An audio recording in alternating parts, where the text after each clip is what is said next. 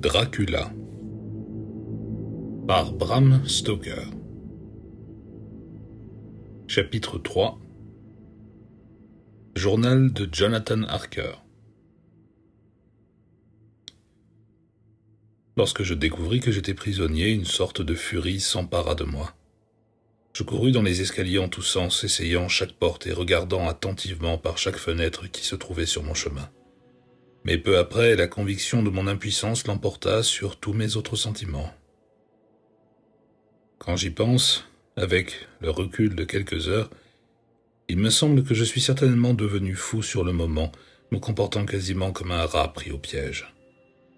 Pourtant, quand j'eus la conviction que je ne pouvais rien y faire, je me suis assis tranquillement, aussi tranquille que je l'ai jamais été, et je me suis mis à réfléchir à la meilleure conduite à suivre. J'y réfléchis encore, sans être pour l'instant parvenu à une conclusion précise. Je ne suis certain que d'une chose. Il ne servirait à rien de faire connaître mes pensées au comte. Il sait fort bien que je suis emprisonné, et comme c'est lui qui en est responsable, et qu'il a sans doute ses propres raisons, il ne ferait que me tromper si je lui confiais les faits en totalité. À mon sens, mon seul plan consistera à garder pour moi ce que je sais et ce dont j'ai peur, et surtout, à garder les yeux ouverts. Je sais que mes propres peurs m'abusent, comme un enfant. Ou bien alors, c'est que je cours le plus grand des dangers. Et si tel est le cas, j'ai et j'aurai besoin de toutes mes facultés pour m'en extirper. À peine étais-je parvenu à cette conclusion que j'entendis se fermer la grande porte d'en bas, apprenant ainsi le retour du comte. Voyant qu'il ne venait pas tout de suite dans la bibliothèque, je me rendis précautionneusement dans ma chambre et je le trouvai en train de faire le lit. Voilà qui était étrange, mais ne servait qu'à confirmer ce que je pensais depuis le début, à savoir qu'il n'y avait aucun domestique dans la maison. Lorsque je le vis plus tard, à travers un interstice entre les gonds de la porte, en train de mettre la table dans la salle à manger, j'en eus la certitude. Car s'il accomplit lui-même toutes ces tâches ancillaires, c'est sûrement la preuve qu'il n'y a personne d'autre pour s'en charger. J'en fus effrayé, car s'il n'y a personne d'autre au château, ce doit être le comte lui-même qui conduisait la voiture qui m'a transporté jusqu'ici. Il y a de quoi être terrifié, car si tel est le cas, comment comprendre qu'il ait pu, ainsi que je l'ai vu faire, maîtriser les loups en se contentant de lever la main en silence? Comment se fait-il que tout le monde, à Bistrita, comme dans la diligence, redoutait que quelque chose de terrifiant ne m'arrivât? Pourquoi donc m'a-t-on donné le crucifix, l'ail, la rose sauvage, le sorbier des oiseaux? Bénie soit cette brave, oui, cette brave femme qui m'a mis le crucifix autour du cou, car je me sens réconforté et fortifié chaque fois que je le touche. Il est étrange qu'un objet que l'on m'a appris à tenir en piètre estime et pour idolâtre puisse être secourable lorsque viennent la solitude et les soucis. L'objet lui-même contient-il dans son essence quelque vertu particulière, ou bien est-ce un intermédiaire, un support tangible permettant d'évoquer des souvenirs de compassion et de réconfort? Un jour ou l'autre, si l'occasion s'en présente, il me faudra examiner cette affaire et me forger une opinion là-dessus. En attendant, il me faut glaner le plus de faits possible au sujet du comte Dracula, ce qui me permettra peut-être de comprendre. Peut-être ce soir parlera-t-il de lui. Si je peux orienter la conversation dans ce sens, il me faut cependant prendre grand soin de ne pas éveiller ses soupçons. Minuit. J'ai longuement parlé avec le comte. Je lui ai posé quelques questions à propos de l'histoire transylvanienne, et le sujet l'a étonnamment stimulé. Lorsqu'il parlait des événements et des gens, et en particulier des batailles, il s'exprimait comme s'il avait été présent en toutes ces circonstances. Ce qu'il expliqua ensuite en disant que, chez tout boyard, ce qui fait la fierté de sa dynastie et de son nom, sa fierté propre, que leur gloire est sa gloire, et que leur sort est le sien. Chaque fois qu'il parlait de sa dynastie, il disait « nous », et il utilisait presque toujours le pluriel. comme lorsque s'exprime un roi. Je regrette de n'avoir pu écrire tout ce qu'il a dit dans les mêmes termes que lui, car j'en ai été tout à fait fasciné. Ses paroles semblaient englober toute l'histoire de son pays. L'agitation le gagna à mesure qu'il parlait. Il arpentait la pièce en tirant sur sa longue moustache blanche, et il saisissait tout objet lui tombant sous la main comme s'il eût voulu le broyer de toutes ses forces. Je vais restituer l'un de ses propos aussi précisément que possible, car il raconte à sa façon toute l'histoire de sa race. Nous autres, éclairs, pouvons être légitimement fiers, car dans nos veines coule le sang de maintes races courageuses qui ont combattu comme combat le lion, pour la domination. Ici, parmi le mélange des races européennes, la tribu ougrienne apporta depuis l'Islande la combativité qu'elle a reçue de Thor et d'Odin, et dont leurs berserks firent montre avec tant de férocité sur les rivages d'Europe, certes, mais aussi d'Asie et d'Afrique, jusqu'à faire croire à ceux qui peuplaient ces contrées que les loups-garous étaient venus en personne. Ici même, à leur arrivée, ils trouvèrent les Huns, dont la fureur belliqueuse aurait dévasté la terre comme une flamme vivante, au point que les populations moribondes estimaient que dans leurs veines coulait le sang de ces vieilles sorcières, expulsées de City, qui s'étaient accouplées avec les démons du désert. Quels imbéciles! Y eut-il jamais sorcière ou démon aussi grand qu'Attila, dont le sang habite les veines que voici?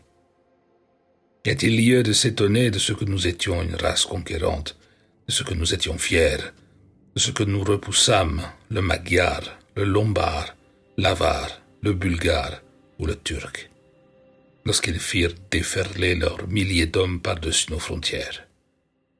Est-il étrange que, lorsque Arpad et ses légions envahirent la patrie hongroise, il nous trouva ici en atteignant la frontière, ou que le Honfoglala fut achevé, et lorsque la vague hongroise déferla vers l'est, les Magyars victorieux se dirent apparentés aux Éclairs, et c'est à nous que des siècles durant l'on confia la garde de la frontière turque. Oui, et bien plus encore, la garde de la frontière à titre de devoir éternel, car comme disent les Turcs, l'eau dort, et l'ennemi ne dort pas. Qui, avec plus de joie que nous parmi les 4 nations, reçut le sabre sanglant, ou à son appel guerrier afflua au plus vite l'étendard du roi. Quand donc fut effacée la grande honte de ma nation, la honte du Kasova, qui vit les drapeaux du Valak et du Magyar s'incliner devant le croissant? Qui donc, sinon un homme de ma race, en tant que voïvode, traversa le Danube pour défaire le Turc sur son propre terrain? Ce fut, bel et bien, un Dracula. Quel malheur que son propre frère, un être indigne, ait vendu son peuple aux Turcs après sa chute et lui ait imposé la honte et l'esclavage. Et ne fût-ce pas en effet le même Dracula qui inspira cet autre fils de sa race qui longtemps après fit à maintes reprises franchir le grand fleuve à son armée pour la conduire en Turquie, et qui, lorsqu'il devait battre en retraite, revenait encore et toujours, bien qu'il lui fallût quitter seul le champ de bataille ensanglanté où ses troupes se faisaient massacrer, car il savait que seul il ne pourrait finalement triompher. On a dit qu'il ne pensait qu'à lui. À quoi servent des paysans sans chef, ou mènent une guerre lorsqu'elle n'a ni cerveau ni cœur pour la conduire? De même, quand après la bataille de Mohacs, nous nous libérâmes du joug hongrois, nous autres, du sang des Dracula, étions parmi les chefs, car notre courage ne pouvait pas admettre que nous ne fussions pas libres. Ah, mon jeune monsieur, les éclairs et les Dracula, qui étaient le sang irriguant, le cœur, leur esprit et le sabre, peuvent se targuer de hauts faits qui seront à jamais hors de portée des Habsbourg, des Romanov et de leur conquête sans lendemain. L'époque des guerres est révolue. Le sang est chose trop précieuse en ces temps de paix sans honneur, et la gloire des grandes races n'est plus, en quelque sorte, qu'un conte que l'on rapporte. Le matin était alors tout proche, et nous allâmes nous coucher. Nota bene, le journal ressemble horriblement au début des Mille et une nuits, car il faut que tout s'interrompe au chant du coq, ou bien il ressemble à l'histoire du fantôme du père de Hamlet. 12 mai. Qu'il me soit permis de commencer par des faits bruts, sans ornement, vérifiés par des livres, des chiffres, et qui ne sauraient être mis en doute. Il ne faut pas que je les confonde avec des événements vécus qui devront rester fondés sur mon observation personnelle ou sur le souvenir que j'en ai. Hier soir, lorsque le comte est sorti de sa chambre, il a commencé par m'interroger sur des points de droit et sur la façon d'exécuter certains types d'affaires. J'avais passé une journée morne en compagnie de livres et, à seule fin d'occuper mon esprit, j'avais revu certains sujets à propos desquels on m'avait interrogé à Lincoln's Inn. Les questions du comte n'étaient pas dépourvues de méthode, aussi essaierai-je de les énoncer dans l'ordre. Peut-être ces choses-là me seront-elles à l'occasion de quelque utilité. Il me demanda d'abord si en Angleterre quelqu'un pouvait avoir 2 avoués. Je lui répondis qu'on en avait le droit d'en avoir une douzaine si on le souhaitait, mais qu'il serait imprudent de laisser plus d'un avoué s'occuper d'une même transaction, puisqu'un seul pouvait intervenir à la fois et que passer de l'un à l'autre irait à l'encontre des intérêts du client. Il parut parfaitement comprendre, et il poursuivit en demandant si le fait de charger quelqu'un des affaires bancaires et quelqu'un d'autre du transport maritime, au cas où il serait nécessaire d'être aidé par une personne résidant sur place, s'il s'agissait d'un lieu éloigné du domicile de l'avoué, chargé des affaires bancaires, présenterait la moindre difficulté pratique. Je lui demandai d'être plus précis afin d'éviter que le hasard ne me conduise à l'induire en erreur. Alors, il déclara: « Je vais illustrer mon propos. Votre ami et le mien, M. Peter Hawkins, depuis les abords ombragés de votre belle cathédrale d'Exeter, à bonne distance de Londres, acquiert pour moi, par votre aimable truchement, ma propriété londonienne. Bien, maintenant, permettez-moi de vous dire franchement, pour que vous ne vous étonniez pas que j'ai recherché les services d'une personne située si loin de Londres au lieu d'un habitant de cette ville, que j'avais pour l'objet que l'affaire soit exécutée conformément à mon seul désir. Comme un Londonien pourrait peut-être agir à son profit ou au profit d'un de ses amis, je me suis donc mis en campagne afin de trouver un agent qui n'eût soin d'œuvrer que dans mon intérêt. Et maintenant, supposez que moi, qui fais de nombreuses affaires, je souhaite expédier des marchandises, disons, à Newcastle ou à Durham, Harwich ou à Douvres. Ne serait-il pas plus commode, peut-être, de les adresser à quelqu'un qui résiderait dans l'un de ces ports? Je répondis qu'assurément la chose serait fort commode, mais que nous autres avoués avions un système de subrogation nous permettant d'agir les uns pour les autres, de sorte qu'une affaire à régler sur place pouvait l'être sur l'instruction de tout avoué. Ainsi, le client, en n'ayant recours qu'à une seule personne, pourrait lui faire exécuter ses volontés sans autre dérangement. Mais je serais à même de diriger moi-même les opérations, n'est-ce pas? Bien sûr.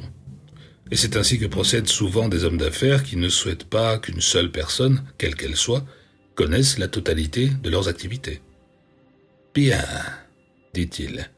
Puis il poursuivit en se renseignant sur la façon de procéder à ces expéditions, sur les formes à observer, ainsi que sur toutes les sortes de difficultés qui peuvent survenir, mais dont on peut se prémunir en les anticipant.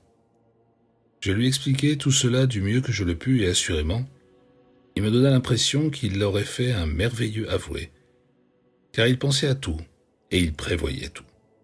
Pour un homme qui n'était jamais allé dans notre pays et qui, à l'évidence, n'avait jamais brassé beaucoup d'affaires, son savoir et sa pénétration étaient prodigieux.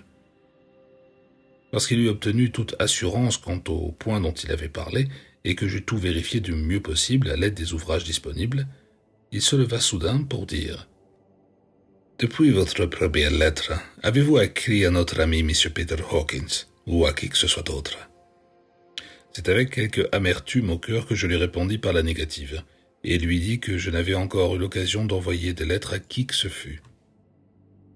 Eh bien, maintenant écrivez, mon jeune ami. Écrivez à notre ami commun, et à toute autre personne à votre convenance, et dites, si vous le voulez bien, que vous resterez 1 mois en ma compagnie, à compter de maintenant. Souhaitez-vous que je reste si longtemps que cela? Répondis-je, car rien que d'y penser, j'eus le cœur serré. Tel est mon plus vif désir, en vérité. Il n'est pas question de me refuser cela. Quand votre maître, votre employeur, appelez-le que vous voudrez, s'est engagé à ce que quelqu'un vienne en son nom, il est entendu que mes seuls besoins seraient pris en considération.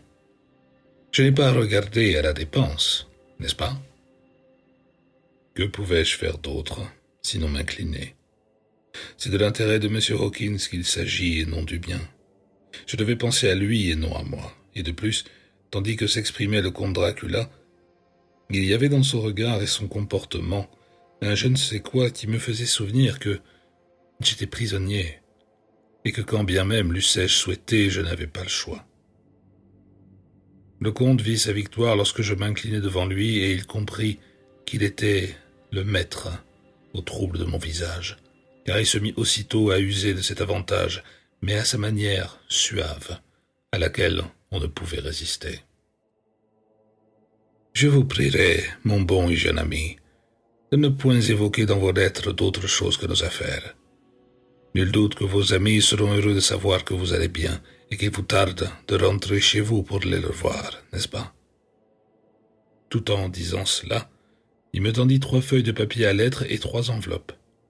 Tous ces articles étaient confectionnés dans le papier de la plus faible épaisseur, celui que l'on réserve aux lettres à destination de l'étranger. Quand je les eus regardés, et que je l'eus regardé lui aussi, observant son calme sourire et les canines pointues placées sur la lèvre inférieure colorée de rouge, je compris aussi bien que s'il l'avait dit qu'il ne me faudrait prendre garde à ce que j'écrivais, car il serait à même de le lire. Je résolus donc de n'écrire dorénavant que des messages purement formels, mais de rédiger en secret des lettres complètes à M. Hawkins ainsi qu'à Mina. À celle-ci, je pouvais en effet écrire en sténographie, ce qui dérouterait le comte si jamais il les voyait. Quand j'eus écrit mes 2 lettres, je restai tranquillement assis, lisant un livre, alors que le comte rédigeait plusieurs messages. Dans l'accomplissement de cette tâche, il se référait à quelques livres posés sur la table. Puis il prit mes 2 lettres, qu'il mit avec les siennes, et il rangea son nécessaire à écrire. Après quoi, sitôt que la porte se fut refermée derrière lui, je me penchai pour regarder les lettres posées sur la table, face en dessous. Je le fis sans scrupule, car vu les circonstances, je pensais qu'il me fallait me protéger par tous les moyens qui m'étaient offerts. L'une des lettres était adressée à Samuel F. Billington, The Crescent, à Whitby, une autre à R. Leutner, Varna. La 3e l'était à Coutts et compagnie, à Londres. Et la 4e à Eren Klopstock et Billreuth, banquiers, à Budapest. La 2e et la 4e n'étaient pas cachetées. J'étais sur le point d'y jeter un coup d'œil lorsque je vis remuer la poignée de la porte. Je me rencognai dans mon siège, ayant juste eu le temps de me remettre les lettres à leur place et de reprendre la lecture de mon livre avant que le comte, qui tenait d'autres lettres à la main, n'entre dans la pièce. Il prit les lettres sur la table et les affranchit soigneusement, puis se tourna vers moi et dit « Je souhaite que vous me pardonniez, mais j'ai beaucoup de travail personnel à faire ce soir. Vous trouverez, je l'espère, tout à votre convenance. » Parvenu à la porte, il se retourna, resta immobile un court instant, puis déclara « Permettez-moi de vous conseiller, mon cher jeune ami. En vérité, permettez-moi de vous avertir le plus sérieusement du monde, au cas où vous quitteriez ces pièces ici. De ne vous risquer sous aucun prétexte à dormir dans une autre partie du château. Il est vieux. Il conserve beaucoup de souvenirs, et ceux qui y dorment imprudemment peuvent faire de mauvais rêves. Tenez-le vous pour dit. Si vous deviez céder ou risquiez de céder au sommeil, maintenant ou à n'importe quel autre moment, alors hâtez-vous de regagner votre chambre, ou ces pièces, ici. Vous pourrez En effet, vous y reposez en toute sûreté, mais si vous n'étiez point attentif, alors... Il acheva son propos d'une manière sinistre, faisant mine de se laver les mains. Je compris parfaitement.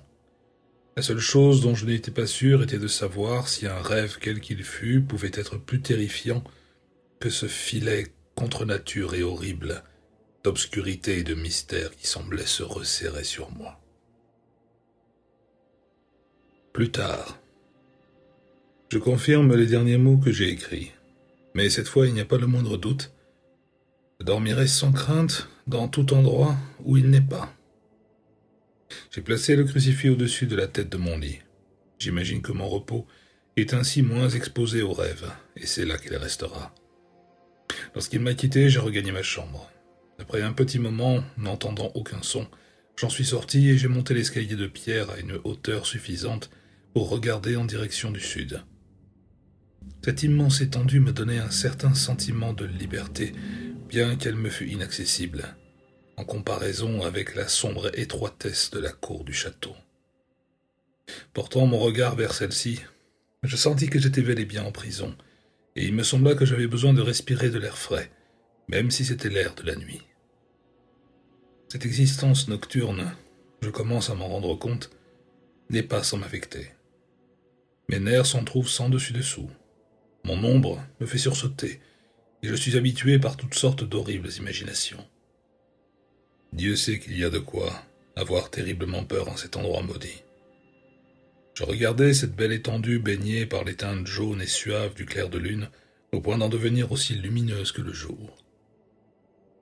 Dans cette lumière se fondaient les collines distantes, tandis que les ombres des vallées et des gorges revêtaient une noirceur de velours. À elle seule, cette beauté semblait me rassurer. Chaque gorgée d'air m'apportait de la paix et du réconfort. Alors que je me penchais à la fenêtre, j'eus l'œil attiré par quelque chose qui bougeait un étage au-dessus de moi, et un peu à ma gauche, là où, en raison de la disposition des pièces, devaient donner selon moi les fenêtres de la chambre du comte. La fenêtre où je me tenais était haute et profonde, pourvue de meneaux de pierre, et bien qu'elle ait subi les assauts des intempéries, elle était toujours entière. Mais de toute évidence, la croisée de bois en avait disparu depuis un long moment. Je me dissimulai derrière les pierres, tout en regardant attentivement ce qui se passait. Ce que je vis, c'était la tête du comte, qui dépassait de la fenêtre. Je ne vis pas le visage, mais je sus que c'était mon homme, à son cou, ainsi qu'à la façon dont il bougeait le dos et les bras. En tout état de cause, je ne pouvais pas ne pas reconnaître ces mains que j'avais eu tant d'occasions d'étudier. Je ressentis d'abord de l'intérêt et un peu d'amusement. Il est en effet étonnant de voir à quel point un sujet sans importance peut éveiller l'intérêt et l'amusement d'un homme lorsqu'il est prisonnier. Mais ces sentiments mêmes se muèrent en répulsion et en terreur lorsque je vis l'homme tout entier émerger lentement de la fenêtre et se mettre à descendre en rampant le long du château, au-dessus de cet abîme terrifiant, tête en bas, le manteau se déployant autour de lui comme de grandes ailes. Je commençais par ne pas en croire mes yeux.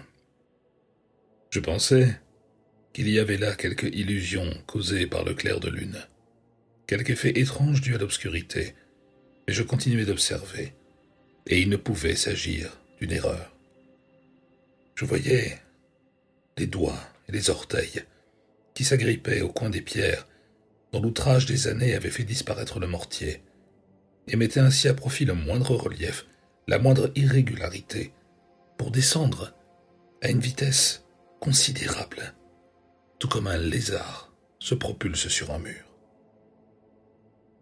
Quelle espèce d'homme est-ce donc celui-ci, ou quelle espèce de créature ayant l'apparence d'un homme? Je me sens envahi par l'effroi qui s'attache à cet endroit horrible. J'ai peur, une peur épouvantable, et je ne peux pas m'échapper. Je suis cerné de terreur, auquel je n'ose penser. 15 mai. Une fois encore, j'ai vu le comte sortir, à sa manière, à savoir, celle d'un lézard. Il descendit en biais, une centaine de pieds, se déportant d'une bonne distance vers la gauche, il disparut dans quelques orifices ou fenêtres. Lorsque sa tête fut devenue invisible, je me penchai à l'extérieur pour tenter de mieux voir, mais en vain. La distance était trop grande pour m'offrir un angle de vue adéquat. Je savais qu'il avait désormais quitté le château, et je pensais profiter de l'occasion pour aller plus loin dans mon exploration que je n'avais osé le faire jusqu'alors. Je retournai à la chambre et, prenant une lampe, j'essayai toutes les serrures. Elles étaient toutes fermées à clé, comme je m'y attendais, et les serrures étaient relativement neuves. Mais par l'escalier de pierre, je descendis jusqu'à la grande salle par où j'avais pénétré dans le château à mon arrivée. Je constatai qu'il m'était assez facile de défaire les verrous et de décrocher les grandes chaînes, mais la porte était fermée à clé, et la clé avait disparu. Cette clé était sûrement dans la chambre du comte. Il me fallait guetter jusqu'à ce que sa porte fût ouverte, afin de m'en saisir et de m'évader. Je poursuivis en me livrant à un examen complet des divers escaliers et passages, en tâchant de voir si les portes qui s'y trouvaient étaient ouvertes. Une ou deux petites pièces proches de la grande salle l'étaient, mais elles n'offraient rien de particulier à voir, si ce n'est du vieux mobilier couvert d'une antique poussière et mangé au mythe. Je finis cependant par découvrir une porte en haut d'un escalier qui, bien qu'elle parût être verrouillée, bougeait un peu sous la poussée. Je fis une nouvelle tentative en poussant plus fort et je constatai qu'elle n'était pas vraiment fermée à clé, mais que si elle résistait, c'était en raison d'un certain affaissement des gonds. Cette lourde porte touchait ainsi le sol. C'était là une occasion qui ne se représenterait peut-être pas. Je ne ménageais donc pas ma peine, et au prix de grands efforts, je la poussai de nouveau, ce qui me permit d'entrer. Je me trouvais désormais dans une aile du château située plus à droite que les pièces connues de moi, et un étage plus bas. En regardant par les fenêtres, je vis que cette enfilade de pièces s'étendait en direction de la partie sud du château, les fenêtres de la dernière pièce donnant à l'ouest, en même temps qu'au sud. De ce côté-ci, aussi bien que de celui-là, il y avait un vaste précipice. Le château était bâti sur l'angle d'une vaste éminence rocheuse, de sorte qu'il était imprenable sur 3 de ses côtés. S'y trouvaient de grandes fenêtres, hors de portée de la fronde, de l'arc ou de la coulevrine. On pouvait de la sorte y garantir la lumière et le confort, ce qui eût été impossible en une position où il eût fallu monter la garde. À l'ouest, on pouvait voir une grande vallée, puis s'élevant bien plus au loin de véritables nids d'aigles, hauts et déchiquetés, en un amoncellement de pics. La roche nue y était émaillée de sorbiers et d'épineux, dont les racines s'accrochaient aux fissures, crevasses et infractuosités de la roche. L'endroit où je me trouvais représentait à l'évidence la partie du château que l'on avait jadis occupée, car les meubles y semblaient plus confortables que ceux que j'avais vus partout ailleurs. Les fenêtres ne comportaient pas de rideaux, et la lueur jaune du clair de lune qui se déversait par les carreaux en losange révélait la couleur même, tout en rendant moins agressive l'abondance de poussière qui recouvrait toute chose et en déguisant en quelque mesure les ravages du temps et des mythes. Ma lampe semblait presque superflue dans l'éclat du clair de lune, mais j'étais heureux de l'avoir avec moi, car l'endroit dégageait une terrifiante impression de solitude qui me glaçait le cœur et me mettait les nerfs à rude épreuve. Pourtant, cela valait mieux que de demeurer seul dans les pièces que j'en étais venu à haïr du fait de la présence du comte. Aussi, après avoir quelque peu tenté de maîtriser mes nerfs, je constatais que j'étais envahi d'une douce quiétude. Me voici assis à une table de chêne, où peut-être au temps jadis quelques belles dames se tenaient pour écrire, au prix de moult réflexions et de maintes rougeurs, sa lettre d'amour à l'orthographe fautive. Me voici, dis-je, occupé à consigner dans mon journal en sténographie tous les événements intervenus depuis la dernière fois que je l'avais refermé. Il s'agit bien du XIXe siècle, à tout égard, de ce qu'il y a de plus récent. Et pourtant, à moins que mes sens ne me trompent, les siècles passés possédaient, et possèdent toujours, une influence qui leur est propre, et que la seule modernité ne saurait tuer. Plus tard. le 16 mai au matin. Que Dieu me garde sain d'esprit, car c'est à ce souhait que me voici réduit. La sécurité ainsi que l'assurance d'en bénéficier appartiennent au passé. Tant que je continuerai à vivre en ces lieux, il n'y a qu'une seule chose à espérer, que je ne devienne pas fou ou à supposer que je ne le sois pas déjà. Si tant est que je sois sain d'esprit, alors il y a assurément de quoi devenir fou, à la pensée que, de toutes les horreurs tapies en ce détestable endroit, le comte est ce que je doive le moins redouter, ou que de lui seul je puisse attendre ma sûreté, quand bien même cela ne serait qu'à condition que je serve ses intérêts. Grand Dieu, Dieu de miséricorde, faites que je reste calme, car si j'y manquais, ce serait à coup sûr le chemin vers la folie. Je commence à discerner plus clairement certaines choses qui m'avaient laissé perplexe. Jusqu'à maintenant, je n'avais jamais vraiment compris ce que pensait Shakespeare en faisant dire à Hamlet « Mes tablettes, vite, mes tablettes, il convient que je note cela. » Car désormais, puisqu'il me semble que j'ai le cerveau dérangé ou que j'ai reçu le choc qui doit conduire à sa destruction, je me tourne vers mon journal pour y trouver le repos. L'habitude d'y consigner des faits avec exactitude doit aider à m'apaiser. L'avertissement mystérieux du comte m'a sur le coup effrayé. Il m'effraie désormais davantage lorsque j'y repense, car à partir d'aujourd'hui, cet homme va exercer sur moi une redoutable emprise. Je n'oserais mettre en doute ce qu'il pourra me dire. Après avoir écrit ce que je devais dans mon journal et après avoir remis fort heureusement ce carnet et ma plume dans ma poche, j'ai eu envie de dormir. L'avertissement du comte me vint en tête, mais je pris un certain plaisir à lui désobéir. J'étais en proie au besoin de dormir accompagné de cette obstination que le sommeil apporte dans son cortège. La douceur du clair de lune était apaisante, et le vaste espace qui s'étendait au dehors créait un sentiment de liberté qui me revigorait.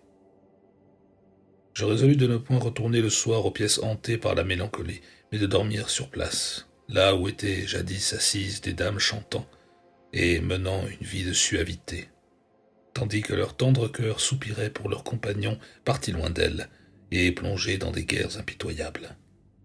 Je pris un grand divan, le tirai jusqu'au coin de la pièce, ce qui me permit, tout en restant allongé, de contempler la vue superbe qui s'offrait à l'est et au sud, sans songer à la poussière et ne m'en souciant guère.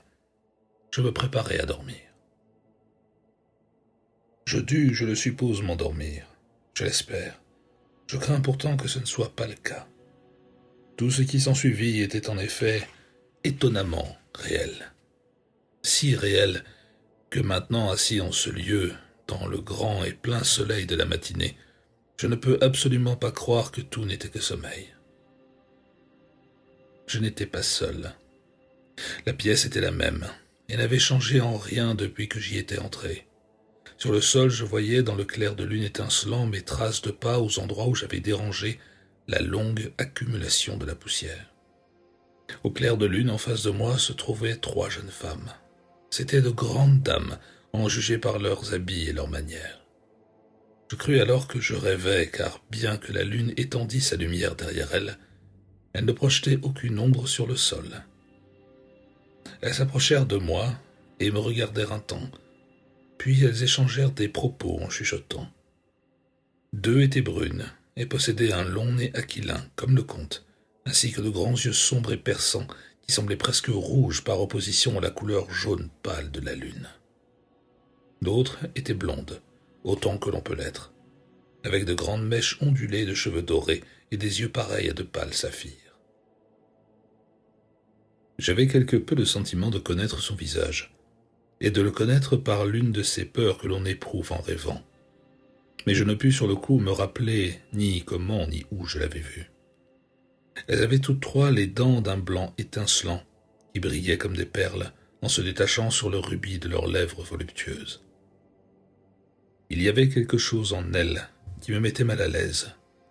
C'était comme une envie et en même temps comme une peur mortelle. Je ressentis en mon cœur le désir coupable et brûlant qu'elle voulût me baiser de ses lèvres rouges. J'ai tort de noter ces choses car Mina, un jour, pourrait les voir et en éprouver de la peine. Mais telle est la vérité. Elles se parlèrent en chuchotant, puis elles rirent toutes les trois, d'un rire argenté et musical, et d'une telle dureté que ce son n'aurait jamais pu se glisser entre des lèvres humaines qui sont si tendres. On aurait dit la douceur intolérable du tintement des vers musicaux quand on en joue d'une main habile. La blonde hocha la tête avec coquetterie, et elle fut encouragée par les deux autres. L'une d'elles dit « Vas-y, tu es la première, et nous suivrons. » L'autre ajouta « Il est jeune et bien bâti. Il y aura des baisers pour nous toutes. » Je restai étendu, silencieusement, regardant en travers de mes cils, en proie au paroxysme d'une attente délicieuse. La blonde s'avança et se pencha sur moi, et je finis par sentir le mouvement de sa respiration. C'était une sensation douce d'une certaine façon, douce et méliflue. Elle parcourait mes nerfs du même tintement que sa voix, avec cependant une note âcre qui en sous-tendait la douceur, une note âcre et désagréable, comme dans l'odeur du sang. J'avais peur de soulever mes paupières, mais je regardais et voyais parfaitement au travers de mes cils.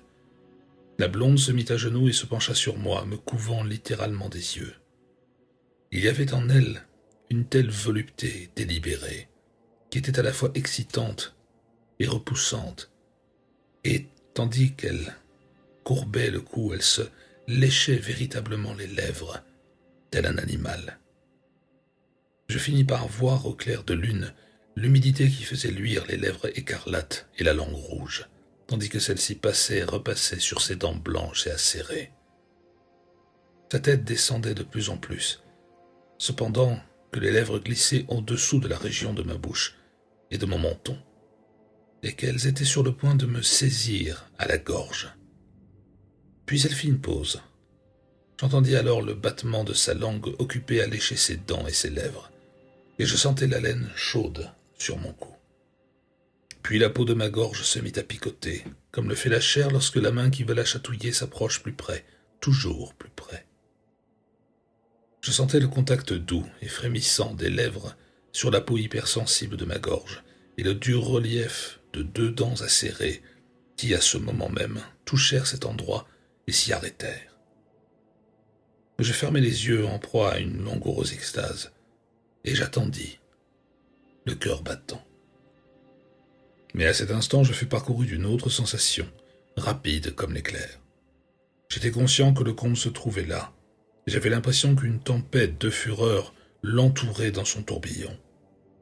Mes yeux s'ouvrant involontairement, je vis sa main vigoureuse agripper le cou frêle de la femme blonde et le tirer vers l'arrière avec une puissance colossale.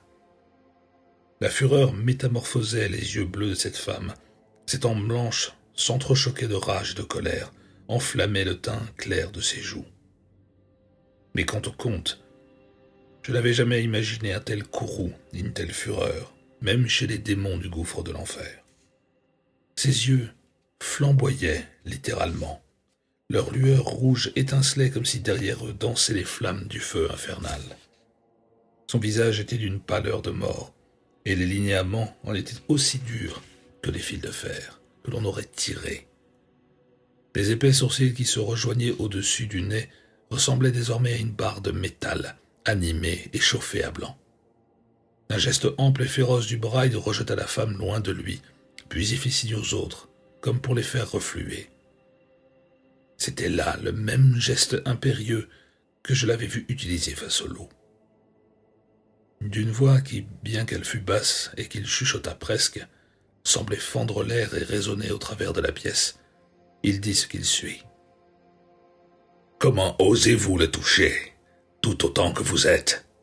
Comment osez-vous poser les yeux sur lui, alors que je l'avais interdit? Reculez, vous toutes. Je vous le dis, cet homme m'appartient. Veillez à ne pas trop vous occuper de lui ou vous aurez affaire à moi. » La blonde, en poussant un éclat de rire plein de coquetterie paillarde, se retourna pour lui répondre.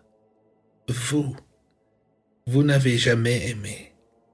Jamais vous n'aimez. Là-dessus, les autres femmes firent chœur et la pièce retentit d'un rire si triste, dur et sans âme que je m'évanouis presque en entendant. On eût dit des démons qui s'amusaient. Puis le comte se tourna, après avoir attentivement regardé mon visage, et il dit, dans un chuchotement léger, « Si, moi aussi je peux aimer. Vous autres l'avez appris dans le passé, n'est-ce pas? Eh bien, maintenant je vous promets que lorsque j'en aurai fini avec lui, vous pourrez lui donner tous les baisers que vous voudrez. Et maintenant partez. Partez. Il faut que je le réveille, car il y a du travail à faire. N'aurons-nous droit à rien cette nuit? Fit l'une d'elles, avec un rire discret, tout en désignant le sac qu'il avait jeté par terre, et qui bougeait comme s'il contenait un être animé. En guise de réponse, il hocha la tête. L'une des femmes s'approcha d'un bond et l'ouvrit. Si j'en crois mes oreilles, il y eut un halètement et une légère plainte, comme poussée par un enfant à moitié étouffé. Des femmes s'approchèrent et firent cercle pendant que j'étais en proie à une horreur totale.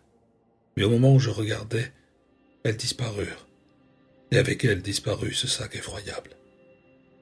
Il n'y avait pas de porte près d'elles, et elles n'auraient pas pu passer à côté de moi sans que je les voie. Tout simplement, elles parurent se fondre dans les rayons du clair de lune, et s'éclipser par la fenêtre, car je vis un moment au dehors leurs formes floues et indistinctes, qui finirent par se dissiper complètement. Puis l'horreur me submergea pour de bon, et je m'écroulai inconscient.